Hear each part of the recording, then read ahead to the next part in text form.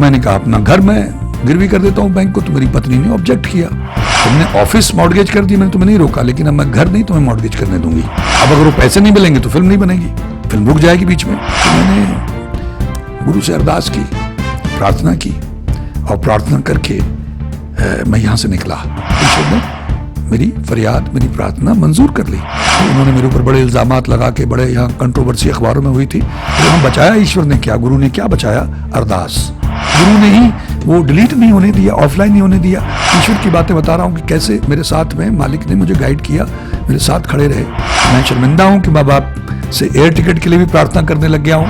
अभी ये करे तो मैं बैठा ईश्वर से प्रार्थना कर रहा था कि बापू अगर यहाँ तक लाए हो तो वहां तक भी ले चलो, कोई रास्ता निकालो बापू। तो ये जगह जगह गुरु ने मेरी बाह पकड़ी, मुझे इशारे किए, मुझे संकेत दिए, मेरा मार्गदर्शन किया। पहले तो इस तरह से प्रमाण आते थे, जवाब देते थे, जो प्रार्थना करता था बापू सुन लेते थे, जवाब देते थे। लेकिन फिर लिखित रूप में मुझे कैसे संदेश भेजने शुरू किए, वो पराकाष्ठा थी।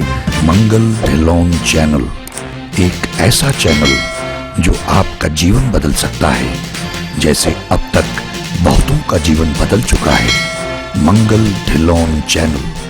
ईश्वर ने मुझे इशारा किया, अंदर से आवाज आई कि सिख इतिहास पे काम की बातें करता है तो खुद क्यों नहीं करता है, कोई बाहर से आके सिख इतिहास पे काम करेगा। तो मैंने कहा प्रभु मैं तो एक्टर हूं, मुझे तो और कुछ आता नहीं है। तो फिर भी प्रेरणा मिली कि कर, शुरुआत कर। अब शुरुआत हुई, हमने खालसा फिल्म, पहली फिल्म बनाई। अब खालसा फिल्म ये एक अलग विषय है कि कैसे सिख इतिहास पे क्या संघर्ष मुझे करना पड़ा, वो एक अलग हम लोग एपिसोडिक बनाएंगे ईश्वर ने चाहा तो। लेकिन इसमें जो मेरी बात ईश्वर ने सुनी, प्रार्थना सुनी, वो ये है कि जब सरकार, पंजाब सरकार ने, अकाली सरकार थी उस वक्त, तो उन्होंने मना कर दिया कि हम पैसा नहीं देंगे। मतलब कुछ फंडिंग चाहिए थी, कुछ मैंने लगाए, कुछ बैंक ऑफ पंजाब ने दिए, बड़ा बजट पे बनाना चाहता था लेकिन नहीं हो पाया। तो जितने में हो पाया उतने में ही इतिहास संभालने का प्रयास किया, कंप्रोमाइज किया मैंने। तो मैंने उनसे कह दिया कि भाई मैं आपको बैंक गारंटी दे दूंगा। तो मैंने अपना ऑफिस मॉर्गेज करके गवर्नमेंट को दिया और उसके बाद में बैंक गारंटी दे दी। तो फिर उन्होंने कुछ मेरा ख्याल 12 लाख रुपए दिए पहली किश्त, और 12 उसने दूसरे, 30 की बात हुई थी। टोटल खर्चा करीब 70 लाख का था। तो उन्होंने एक बैंक गारंटी के 12 लाख दे दी। तो हमने काम शुरू कर दिया फिल्म पे, क्योंकि 1999 की वैसाखी 300 साल मनाया जा रहा था खालसा जी का, तो उसके लिए हम फिल्म बना रहे थे।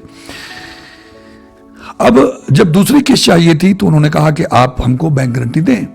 तो मैंने कहा अपना घर मैं गिरवी कर देता हूं बैंक को। तो मेरी पत्नी ने ऑब्जेक्ट किया कि तुम तो अजीब पागल आदमी हो, तुमने ऑफिस मॉर्गेज कर दी, मैंने तुम्हें नहीं रोका, लेकिन अब मैं घर नहीं तुम्हें मॉर्गेज करने दूंगी। अब यहां हम फंस गए, क्या करें? तो अब अगर वो पैसे नहीं मिलेंगे तो फिल्म नहीं बनेगी, फिल्म रुक जाएगी बीच में। तो बड़े धर्म संकट में था मैं। तो मैंने गुरु से अरदास की, प्रार्थना की, और प्रार्थना करके मैं यहाँ से निकला कि बापू मैं जा रहा हूँ, अब डोरी हाथ तुम्हारे।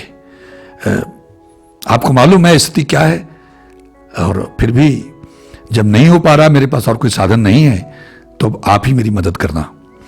मैं यहाँ बॉम्बे से गया चंडीगढ़, और चंडीगढ़ से उस ऑफिस में जो कह रहे थे कि आप आइए और वहाँ से आके चेक तैयार है ले जाइए सेकंड इंस्टॉलमेंट का, लेकिन बैंक गारंटी लेके आइए। तो मैंने कई लोगों से बात की थी कि मेरे पास मेरी पत्नी घर की मुझे बैंक गारंटी देने नहीं दे रही हैं। तो जो IAS अफसर थे, जो सेक्रेटरी थे, जो मिस्टर केसर, JS केसर, तो उन्होंने कहा कि भाई मैं आपको अपनी ज़मीन के कागजात दे सकता हूँ, इतनी तो मदद कर सकता हूँ कि आप मेरी ज़मीन मॉर्गेज करके बैंक गारंटी जो है वो दे दीजिए, लेकिन बिना बैंक गारंटी के आपको चेक नहीं मिलेगा। एक दो लोगों से और मैंने बात की, शेखवा साहब मंत्री, तो उन्होंने कहा भी बैंक गारंटी के बिना तो असंभव है।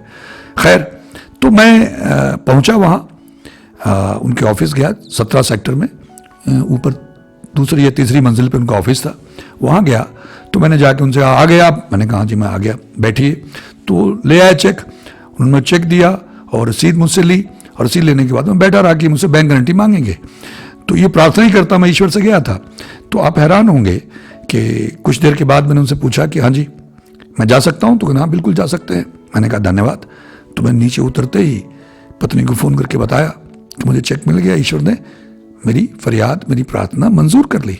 तो ये दूसरा जो प्रार्थना स्वीकार करने का जो प्रमाण था ईश्वर का, कि वो प्रार्थना सुनते हैं कि बिना बैंक गारंटी के, जबकि सबने मना कर दिया था, पत्नी तक ने मना कर दिया था, फिर भी ईश्वर ने मुझे उनको बुला ही दिया बैंक गारंटी मांगना। और उसका बाद में बड़ा तमाशा हुआ, हालांकि वो 6 लाख रुपया मुकर गए, उसमें कुछ विचित्र किस्म के और ऑफिसर्स आ गए थे, principal secretary, additional principal secretary बन गए थे, ईश्वर उनका भला करे। तो उन्होंने मेरे ऊपर बड़े इल्ज़ामात लगा के, बड़े यहाँ कंट्रोवर्सी अखबारों में हुई थी, वो भी मैं आपको उसकी एक आध झलक दिखा देता हूँ। मेरे ऊपर बड़े इल्ज़ाम लगे, मैंने उनसे सवाल पूछे, ये अखबारों की कटिंग अगर मुझे मिल गई तो मैं आपके साथ शेयर कर देता हूँ। तो वो 6 लाख मुकर के नहीं दिए, वो उसकी एक लंबी कहानी वो अलग से मैं शेयर करूँगा। तो मैंने वो फिल्म कंप्लीट कर ली। बैंक ऑफ पंजाब कैसे उन्होंने स्पॉन्सरशिप दी, ये भी प्रार्थना ही है, क्योंकि मिस्टर दर्शनजीत सिंह की बड़ी कंडीशंस थी, वो उतने पैसे जितने मैं मांग रहा था स्पॉन्सरशिप नहीं देना चाहते थे। फिर उन्होंने कहा कि हम आके देखेंगे। तो मैंने, देखिए हमारी मशीनें होती हैं, ये टेक्निकल बंदे समझ सकते हैं, उसमें जब उसको हमने अपग्रेड करना होता था, पहले जब बीटा पे हम शूट करते हैं तो सारा डिलीट कर देते हैं, ऑफलाइन कर देते हैं, फिर उसको दोबारा से डिजिटाइज करते हैं, वो अपग्रेड करते हैं। तो हमने सारा डिलीट कर दिया था। तो मैंने उनसे कहा यार, वो हमारे चेयरमैन साहब देखना चाहते हैं, तो वो करे, हमने तो सब डिलीट कर दिया। मैंने यार कुछ तो होगा, तो उन्होंने कहा पता नहीं, अब देखते हैं। तो मुझे कहने लगे थोड़ा सा पोर्शन पड़ा है एंड का, वो रह गया, पता नहीं कैसे रह गया। तो मैंने चलो वही दिखा देंगे। तो वो आए अपनी पत्नी के साथ में और किसी और सज्जन को साथ में लेके, तो उन्होंने देखा, देखिए ये भी ईश्वर की कृपा थी कि नॉर्मली वो सब ऑफलाइन कर देते हैं तो कुछ बचता नहीं है, और वहाँ बचाया ईश्वर ने क्या, गुरु ने क्या बचाया, अरदास, जो उस फिल्म का one of the best part है।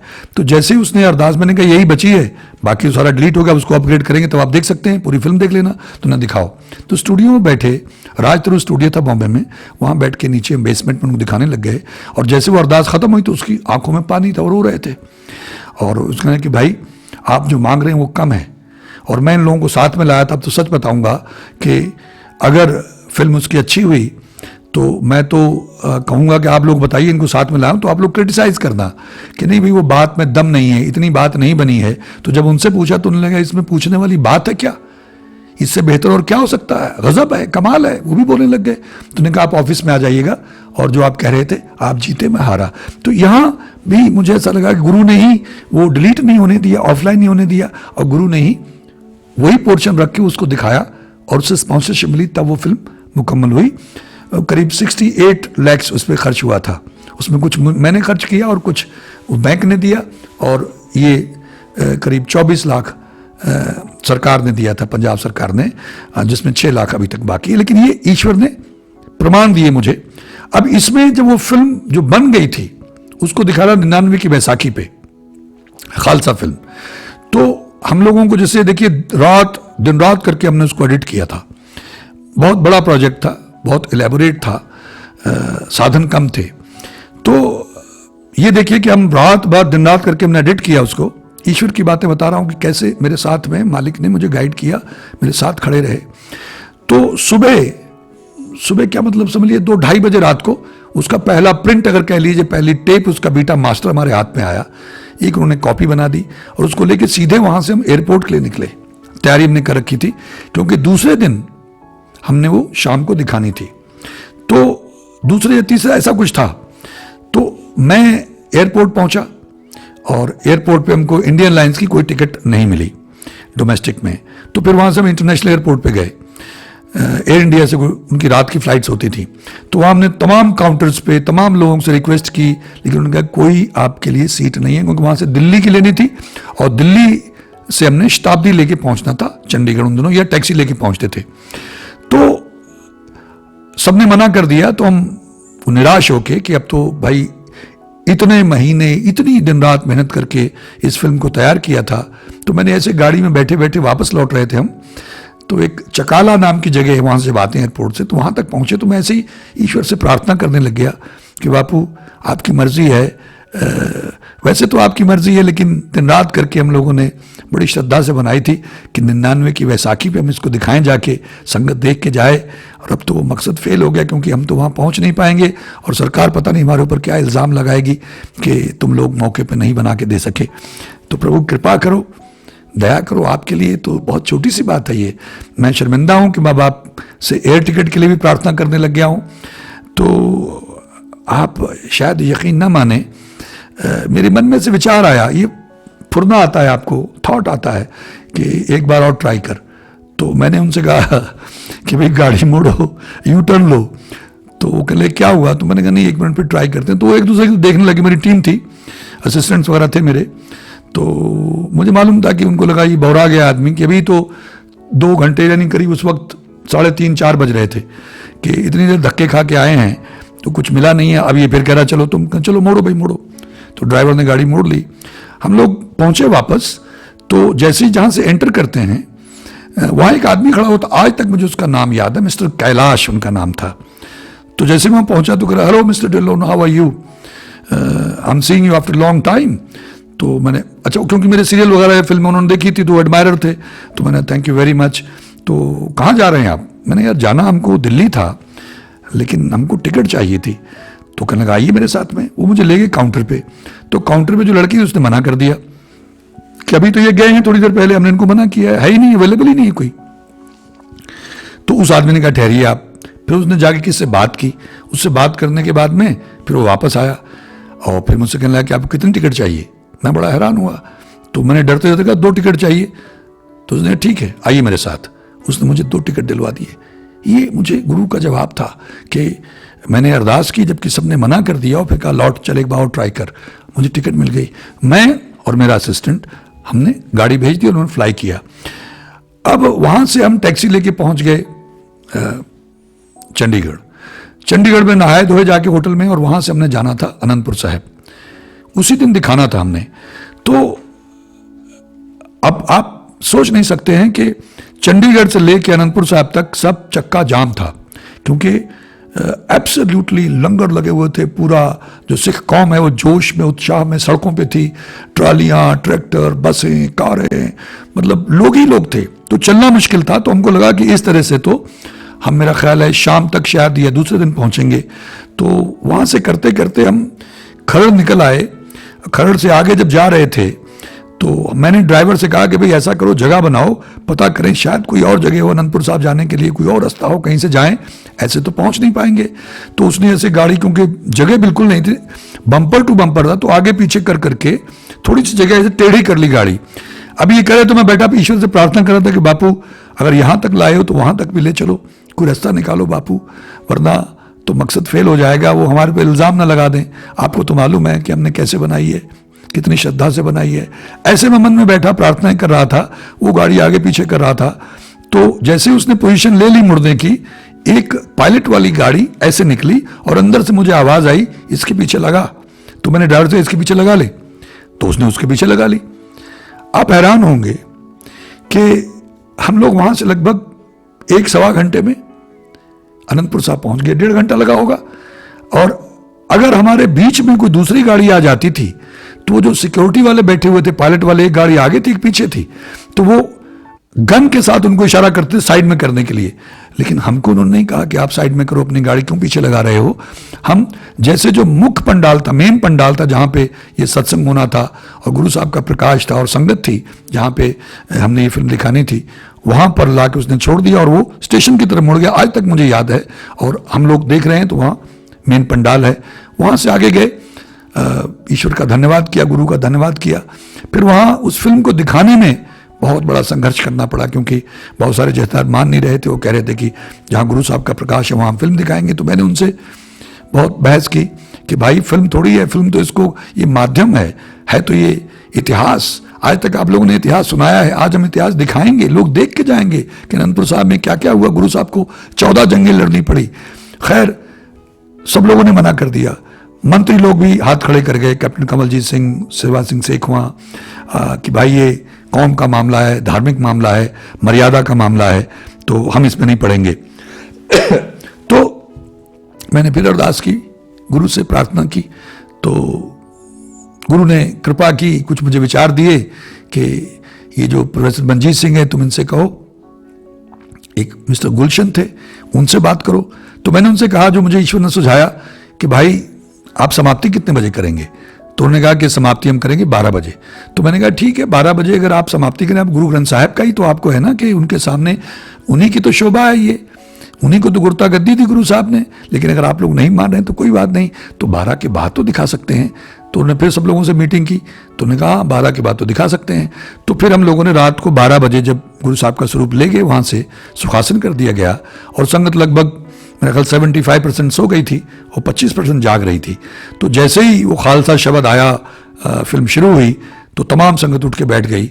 और वो जब गुरु साहब का दोबारा प्रकाश करना, 2.5 घंटे की फिल्म थी, तो करीब 2:30-3 बजे तक चली। और गुरु साहब का स्वरूप उधर से लेके आए वो 3 बजे करीब, और इधर हमने फिल्म की समाप्ति की। और जो संगत का उत्साह था वो देखते ही बनता था। जो लोग मुझसे आके मिल के, अमृतधारी लोग मेरे सामने हाथ जोड़ के खड़े हुए थे, वैराग्य में आंखें भरी हुई, और कह रहे थे हम आपके ऋणी हैं, हमारे पास शब्द नहीं है आपका धन्यवाद करने के लिए, आपने क्या किया है कौम के लिए। तो ये जगह जगह गुरु ने मेरी बाँह पकड़ी, मुझे इशारे किए, मुझे संकेत दिए, मेरा मार्गदर्शन किया। इस तरह से खालसा में ये फिल्म हम बना पाए और गुरु साहब ने वो दिखवाई। और आप हैरान होंगे कि जब वो हमने अपनी बैंक गारंटीज वापस लेनी थी तो बड़ा वहाँ भगदड़ मची, क्योंकि वो मैं उनसे 2 बैंक गारंटियाँ मांग रहा था। तो वो लोग ढूंढ ढाड़ के सब फाइलें पागल हो गए। तो बाद में वो कहने लगे आपने दी नहीं। तो मैंने कहा भाई आप तो बिना बैंक गारंटी के दे ही नहीं रहे थे चेक, तो आप कैसे कह रहे हैं। लेकिन वो लोग नहीं मान रहे थे कि हमारे पास तो एक ही बैंक गारंटी है। हमें हैरानी कि आपने बिना बैंक गारंटी दिए दूसरा चेक कैसे ले लिया। अब मैं जानता था या गुरु जानते थे, ईश्वर जानते थे कि मुझे कैसे मिला। और काफ़ी देर उनको थोड़ा डराने वाने के बाद में मैंने कोई बात नहीं, अगर नहीं मिलती तो छोड़ो, मुझे एक ही दे दो। तो मैंने अपनी वो एक बैंक गारंटी उनसे ले ली। इस तरह से गुरु ने हर कदम पे मेरी मदद की। तो ये कुछ एक पड़ाव थे खालसा तक के। लेकिन खालसा से आगे मेरे साथ क्या यात्रा हुई, कैसे मेरे जीवन में बदलाव हुआ, कैसे गुरु ने बातें की, कैसे डायरेक्टली बातें की, कैसे डायरेक्टली प्रमाण दिए, जवाब दिए, तुरंत जवाब दिए। हर जगह, बॉम्बे में, चंडीगढ़ में, इंग्लैंड में, अमेरिका में, दरबार साहब में, हरमंदर साहब में, और यहाँ नीलों कला में जहाँ मैं रहता हूँ, प्रत्यक्ष प्रमाण दिए, जवाब दिए। तो वो सब मैं एक एक करके एपिसोडिक करके ये एक जो वेब सीरीज़ के तौर पे भगवान से मेरी बातें शेयर करता रहूँगा। और मैं उम्मीद करता हूँ कि इससे आप लोगों का विश्वास और परिपक्व होगा कि ईश्वर हैं, वो शक्तियाँ हैं, वो महाशक्तियाँ हैं, हिसाब किताब है, वो सुनते हैं, जवाब देते हैं। हमें ही उनको पुकारना नहीं आता है, हमें ही विश्वास नहीं है। जब तक हम सावधान नहीं होंगे, एकाग्रचित नहीं होंगे और दिल से नहीं पुकारेंगे, तब तक जवाब नहीं मिलता है। तो इसको हम जारी रखेंगे।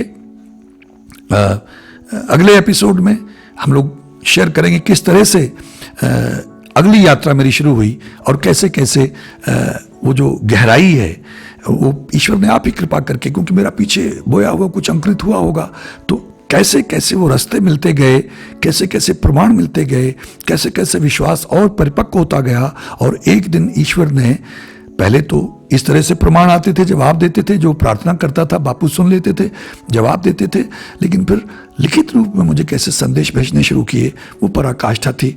उसके लिए तो मेरा रोम रोम हमेशा के लिए ईश्वर की तो ऋणी है ही, हम उसका देन दे नहीं सकते मालिक का, हमारा रोम रोम उसका ऋणी है, जन्मों जन्मों तक ऋणी रहेगा।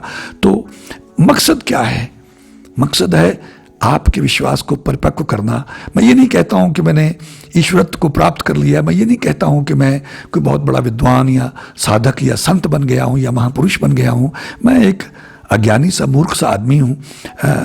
संसारिक स्तर पे अगर देखा जाए तो नेचुरली एक नाकाम आदमी है जो फिल्मों में बहुत बड़ी कामयाबी, सीरियल्स में बहुत बड़ी कामयाबी नहीं हासिल कर सका और तमाम दौलत नाम शोहरत इकट्ठी नहीं कर सका। और कुछ लोगों को ये लगता होगा कि शायद इसका वहाँ कुछ काम नहीं बना। कुछ लोगों ने, एक आदमी ने लिखा भी था किसी कमेंट में, तो इसलिए अब ये इस तरह के प्रवचन देने लग गया है या इस तरह की वेब सीरीज चलाने लग गया है एपिसोडिक। ये हर आदमी की अपनी अपनी अवस्था है, अपनी अपनी सोच, अपना अपना नज़रिया, अपना अपना लेवल है। तो मैं इसलिए कहता हूँ कि अगर मेरे साथ ऐसी कृपा हो सकती है तो किसी पे भी हो सकती है, आप पे भी हो सकती है। सिर्फ लगे रहना है। और अगर ये पल्ला मिला है, भले इस चैनल के जरिए या और भी आध्यात्मिक महापुरुष बहुत कुछ बताते हैं, उनके जरिए, तो छोड़िएगा मत। ढीठ भिखमंगे, ढीठ बच्चे बन के लगे रहिएगा, कुछ नजर आए या ना आए, कुछ बात बनती दिखे या ना, क्योंकि सत्य यही है यहीं से मिलेगा, जहां चवन्नी खोई है वहीं से मिलेगी, और कहीं ढूंढने से मिलेगी नहीं। यहीं खोया है हमने तो यहीं ढूंढने से मिलेगा। ये कर्मों, मैं अपने कर्मन की गत क्या जानू रे बाबा, क्या जानू रे। पता नहीं कब से भटक रहे हैं, कब से बिछड़े हुए हैं। तो अब मौका अगर मिल रहा है तो चूकिएगा मत। आज हम इसको यहां विराम देते हैं। मुझे मालूम नहीं कितने इसके एपिसोड बने होंगे, 1 बना, 2 बने, 3 बने। मैं ऐसे ही भाव में जब आता हूं तो बोलने लग जाता हूं, तो इनको हम बीच में एडिट करके शेयर करेंगे अलग अलग। और आगे फिर यहीं से कि ये खालसा तक जो मेरे साथ घटनाएं घटी मैंने शेयर की, और खालसा से आगे क्या क्या हुआ वो भी आपके साथ शेयर करेंगे। आप सबका बहुत बहुत धन्यवाद। नमस्कार, जय हिंद, जय भारत। मंगल ढिल्लोन चैनल एक ऐसा चैनल जो आपका जीवन बदल सकता है, जैसे अब तक बहुतों का जीवन बदल चुका है। मंगल ढिल्लोन चैनल।